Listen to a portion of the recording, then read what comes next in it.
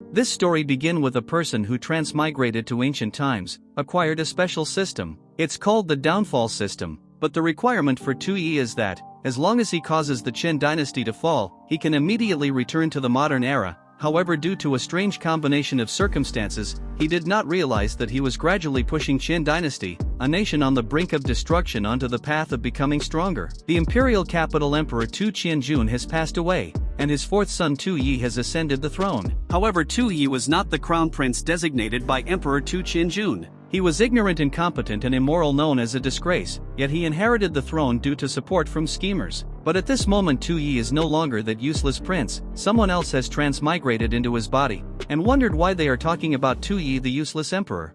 Soon he realized, he is AccidentaIIy the useless emperor. But not long ago, he was modern man who spent his days watching sister dance on his computer, and admiring beauties while he noticed a question appeared on his computer screen. If you could go back to ancient times, which dynasty would you most want to transmigrate to? After reading the question, he quickly typed his response. Crab demon, what's wrong with you? Going back to ancient times means risking all sorts of deaths, and may not even end up becoming an emperor with 3,000 concubines. So being born in this era is the best. You should be grateful, and confidently hit the send button. But as soon as he sent it, he never expected that this answer would actually cause him to be transported to the great Qin dynasty sitting on the throne. Dark and inwardly cursing, are you messing with me, displeased with me calling time travel stupid, so you send me to this bizarre great Qin dynasty, and create such a trashy starting setup. While he was at a loss, the bracelet on his wrist made a sound. The downfall system has been activated. Hello host, I am your AI assistant bracelet, you can call me Downey. MC was scared out of his wits. Hearing the bracelet's voice, he felt like he was turned to stone and cursed inwardly. What the hell is this, Downey? And what the heck is a nation downfall system? Are you playing with me? He muttered. But to his surprise, the bracelet seemed to read his thoughts and responded. This system was born from the host's desires. Simply put, as long as you bring down the Qin dynasty, you can return to reality. And say good luck, I will fully support you.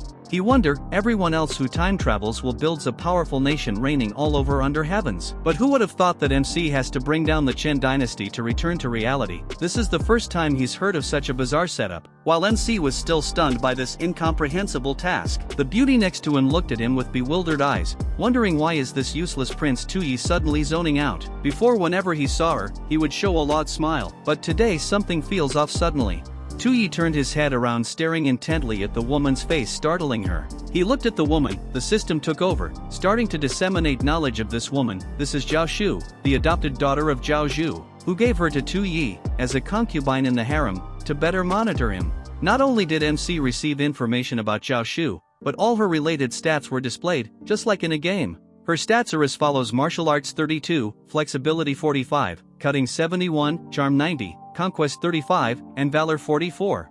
This is a warm heart auxiliary function bestowed upon the host by downfall system, provided to the host for any significant character entangled with the downfall of the kingdom. The host can retrieve their stats and information at any time, knowing the enemy and oneself, achieving victory in every battle. Zhao Shu had been in the palace for a long time, but this was the first time AccidentaIIy's gaze startled her. She secretly observed in amazement, was that just my imagination for a moment? In His Majesty's eyes as he looked at me, there seemed to be a flicker of light. There was a hint of alert from a man, yet he seemed more sober than usual, not as lost as before. After receiving the information from the downfall system, he understood why this beautiful woman was here. It was because Zhao Zhua had planted her to monitor him. Meanwhile, Zhao Shu suddenly feared the acting skills she once prided herself on seemed to have been seen through by His Highness. It's undeniable that Zhao Shu may has a great charm stat of 90, which made it unable to look away. But at that moment, the servant next to him noticed something strange about AccidentaIIy. He carefully stepped forward and spoke. Your Majesty, I noticed that you seemed absent-minded just now, as if something was troubling you. MC glanced at the two servants beside him and thought to himself, these two must be the traitorous officials, so I should be able to see their status as well. Soon downfall system transmitted the information about these two. First was Li Tianyuan, the right prime minister of the Qin dynasty, a brother in arms with Zhao Zhua. He sees AccidentaIIy as a puppet he can control. He plotted on support AccidentaIIy on ascending the throne as the emperor. The system displayed his stats: authority 94, scheming 90, martial prowess 51, conquest 41, charisma 65, betrayal 76. And the one on left here is Zhao Zhua, the left prime minister of the Qin dynasty, a brother in arms with Li Tianyuan. He also sees AccidentaIIy as a puppet he can control. He plotted on support AccidentaIIy on ascending the throne as the emperor. His stats are Authority 82, Scheming 79, Martial Prowess 66, Conquest 65, Charisma 70, Betrayal 100. After going through the profiles of these two, Yi was shocked and thought to himself, Li Tianyuan's authority and scheming stats are truly extraordinary. Zhao Shu's stats are slightly lower, but still nothing is lacking. He can be considered well-rounded. Zhao Shu sitting beside, she saw him for the first time and thought with such a serious expression, and his cold gaze was terrifying, yet it made her a little excited at the same time.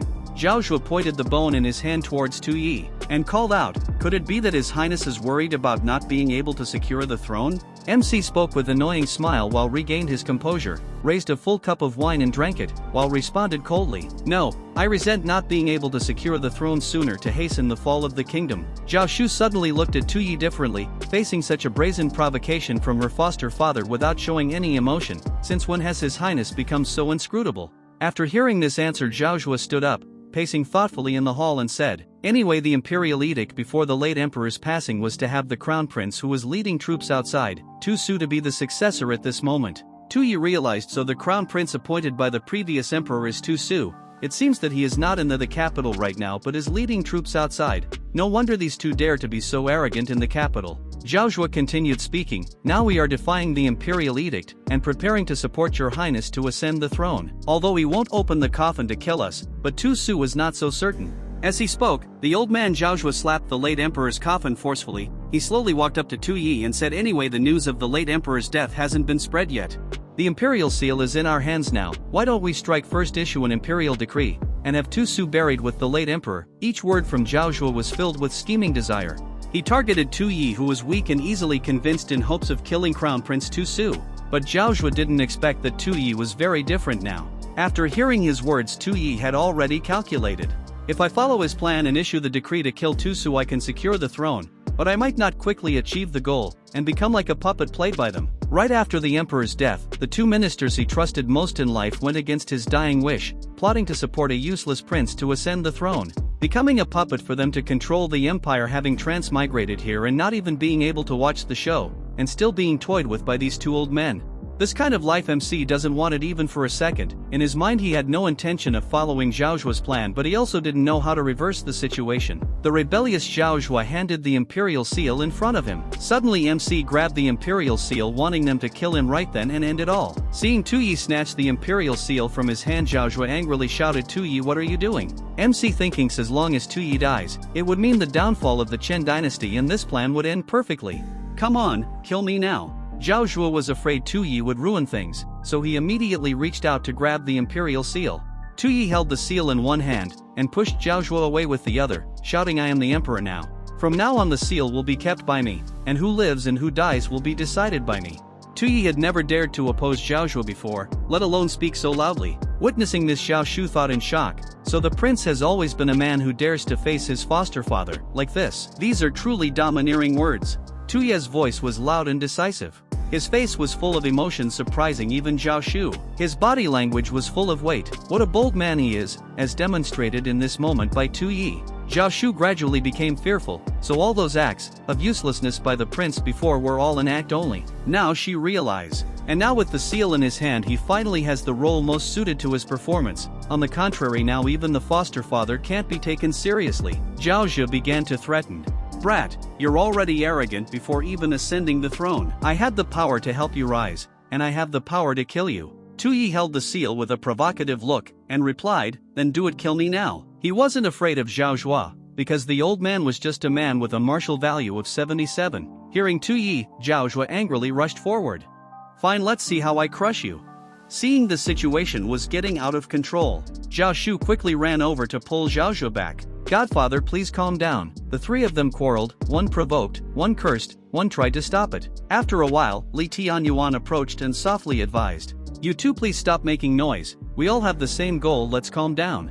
Yi's plan to create chaos was suddenly interrupted, making him feel a bit uneasy. "Li Tianyuan, you're quite good at staying calm. Well, looks like I need to add some extra heat." So right in front of him, just as he was about to speak, Yi let the imperial seal fall. Li Tianyuan widened his eyes in shock. He acted as if he accidentally dropped the imperial seal, softly exclaiming as if he were careless.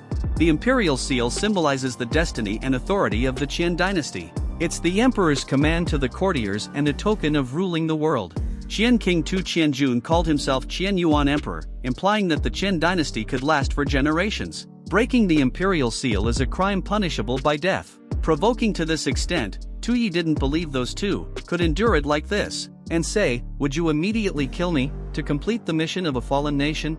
Just as he planned, the dropping of the seal made Zhao Zhuo furious. Pointing a finger at his face, seeing Tu Yi's indifferent face only made him angrier. In a split second he wanted to rush over and strangle him, but Li Tianyuan was very clear-headed. He used his hand to stop Zhao Zhuo and then lowered his voice, "Your Highness, no, Your Majesty, you must be joking. The entire world belongs to you, let alone a mere jade seal, which is already broken. It's not a big deal, it's getting late, Your Majesty, you should rest early, we can discuss other matters tomorrow." Li Tianyuan's words left Tu Yi extremely disappointed. Li Tianyuan calmly bowed to Tu Yi. Before leaving, he pulled Zhao Zhuo along. As they left, ignoring Tu Yi helplessly shouted at the two old men, "Isn't it said that when the emperor commits a crime he should be punished like a commoner? Why don't you kill me?" His words were completely meaningless to the two old men. They still left without looking back, and the palace returned to its silence. Zhao Zhuo stormed out in anger, repeatedly muttering, "Eliminate, we must find a way to eliminate Tu Yi." Li Tianyuan looked at Zhao Zhuo with impatience and asked Minister Zhao Zhuo, "Do you know the consequences of eliminating Tu Yi?" Zhao Zhuo, still foolish, angrily replied, "What consequences could there be? He have no backbone and you even call that brat Your Majesty." Li Tianyuan stomped his foot forcefully and said, "Absurd. Now Crown Prince Tu Yi is leading the troops outside, if the late emperor dies under unclear circumstances in the capital. Do you think you and I, the two powerful ministers during the late emperor's reign, wouldn't be the first ones Tu Su would hold accountable? Tu Yi broke the imperial seal, causing us to lose a bargaining chip against Tu Su. We can only rely on him, the one who was about to ascend the throne, therefore we can't eliminate him." Just yet upon hearing this, Zhao Zhuo began to understand some reasoning. He asked again, "Wait a minute, are you suggesting that Tu Yi deliberately broke the imperial seal to prevent me from killing Tu Su?" Li Tianyuan nodded. "That's right, Tu Yi was originally an obstacle on Tu Su's path to the throne. But now that Tu Yi is about to ascend, he has to reconsider his relationship with Tu Su in the otherworldly continent. On the continent of the otherworld, with various countries vying for dominance and countless lives suffering, the Qin dynasty ultimately pacified the region and unified the northern continent. Aside from Tu Su, who holds military power, the only other person who can make people act with caution in the court is Tu Yi. If we push Tu Yi too hard, he might let Tu Su enter the capital, leading to a situation where both sides are destroyed. And we can't take that risk. Tu Yi might even use the complex relationships among the three sides to control us." After hearing what Li Tianyuan said, Zhao Zhuo felt that his brother was overthinking again. "Do you really think that kid is capable of such calculated planning?" Li Tianyuan slowly explained, "Even if the emperor commits a crime, he should punish like a commoner. Do you know whose mouth those words came from? It's from the mouth of the Qin dynasty Chancellor of Justice, from 100 years ago. Then he was highly trusted by King Chen, and he promoted a new system with immense power second only to the king. But because of that he lost the king's trust and was executed by dismemberment. And now Tu Yi suddenly brings up these words, which makes Li Tianyuan very wary. But Zhao Zhuo didn't think so. He said, "I'm not that Chancellor of Justice, and I will never bow to that kid. He's just relying on Tu Su's military power. If he doesn't issue an order, I'll send someone to kill him myself, and then blame it all on him, then the result will be the same." Li Tianyuan said nothing more, and in his mind, beginning to devise a plan. Previously he chose to support Tu Yi because among the many heirs of the late emperor, Tu Yi was the easiest to control, but now it seems Tu Yi is not as simple and easy to manipulate as he had thought. Li Tianyuan is thinking, laughing and say, "Your Majesty, your descendants are truly amusing." Tu Yi's residence in the palace. The sun has been up for a while, shining into the room. Tu Yi suddenly wakes up and yells, "This is so boring. Food's not good, games aren't fun, I still have to read those reports, but I can't understand any of it. This era is truly boring." Tu Yi sits clutching his head, screaming, "No phone, no laptop, I'm going to die at this moment." A shadow gently pushes the door open. Tu Yi was surprised when the person who entered was Zhao Shu, the adopted daughter of Zhao Zhuo. She was wearing a thin dress, intentionally letting it slide off her shoulder. Seductively she shyly spoke, "Your Majesty, I want to serve you tonight." Tu Yi was a bit displeased, his face darkened. But as a young man full of energy, he was quickly enchanted by Zhao Shu. The dismal thoughts he had earlier vanished as he began to indulge in physical pleasures. The next morning, the palace echoed with the joyful sounds of the young couple. Tu Yi's usual boring morning was filled with the enthusiasm and vigor of Zhao Shu. Although he knew the girl lying in his arms was planted by Zhao Zhuo, he couldn't control himself, completely overwhelmed by her immense lure. After an intense night, Tu Yi stepped off the bed. feeling a lingering sense of pleasure. However, he didn't forget the main purpose of his time-traveling mission. To complete it, he would have to trouble Zhao Shu. Tuyi noticed a large hairpin on Zhao Shu's head. Who would have thought that today? It could become the key tool for Tuyi to complete his mission and return to the modern world. In his mind, Tuyi quickly imagined a scene of a deadly hairpin to kill, just like in a palace drama. He thought he could use Zhao Shu to accomplish this. All he needed was to provoke her into anger or guilt, and the deed would be done. Tuyi took a sip of wine and called out Zhao Shu's name. Then in a cold and threatening tone, he said, "Actually, you're the spy that Zhao Shu sent to me, right?" Zhao Shu was shocked, exposed, impossible. She tried to suppress her worry and responded, Your Majesty, what are you saying? I don't understand." MC softly continued, "Don't worry, I don't care about your and Zhao Shu's plans," he said, then raised his glass to drink. After that, he quietly glanced at Zhao Shu, with a mysterious look. MC then say, "He planted you here to monitor and control me, didn't he? What's the matter? Got exposed on the spot, so you're in a rush now?" I really enjoy playing this game with him. Otherwise being an emperor would be too boring. Every word Tuyi spoke frightened Zhao Shu. Leaving her speechless, in her panicked mind she thought, did my foster father go through so much trouble to put me by his side, and he just sees it as a game? He's being open with me. Does that mean he's bored with the game?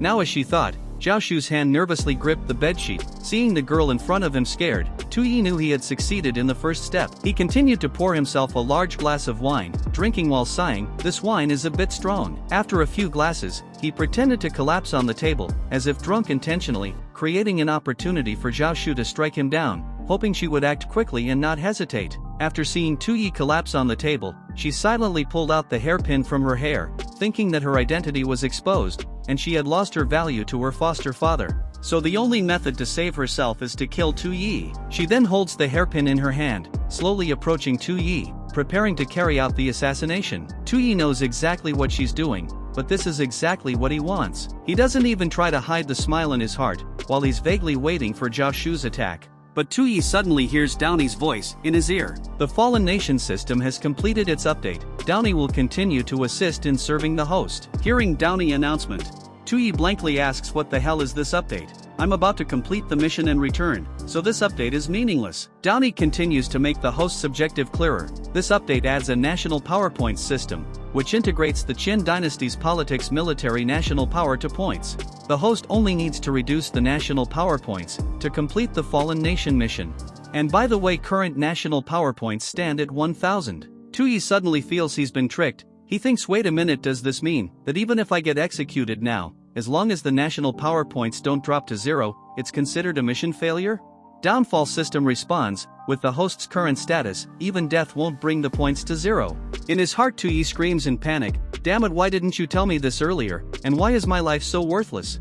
At this moment Zhao Shu is already closed in from behind, her eyes filled with killing intent. She stabs the hairpin straight at the back of Tuyi's neck, thinking His Majesty might be testing me again, but I have no way out now.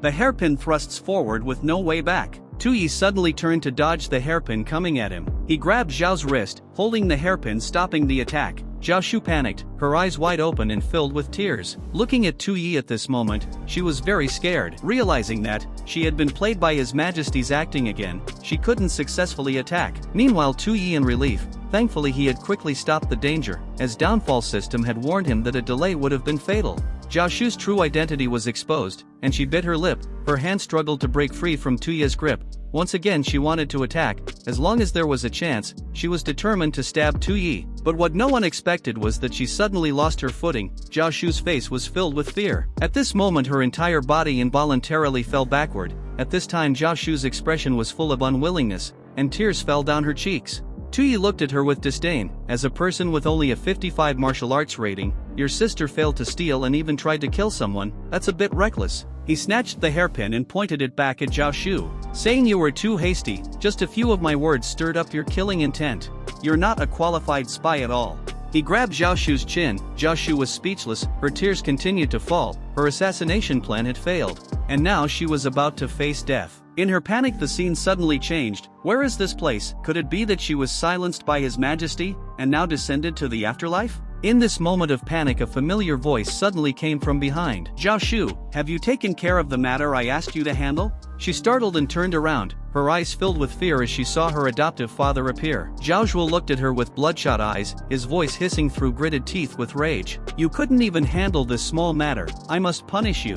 Zhao Shu screamed in fear, "No please." As she screamed she woke up, realizing she was still lying in bed with Tu Yi. Her scream didn't bother Tu Yi at all. Instead he turned to ask with concern, "What's wrong, did you have a nightmare?" Zhao Shu couldn't believe what had just happened. She wrapped herself tightly in the blanket and stammered, "Your Majesty, are you going to kill me?" Tu Yi got out of bed and stretched comfortably as he replied, "I told you, this is just a game. Not only will I not kill you, but I'll also pretend to know nothing and let you continue passing the messages anyway. This makes the game even more interesting."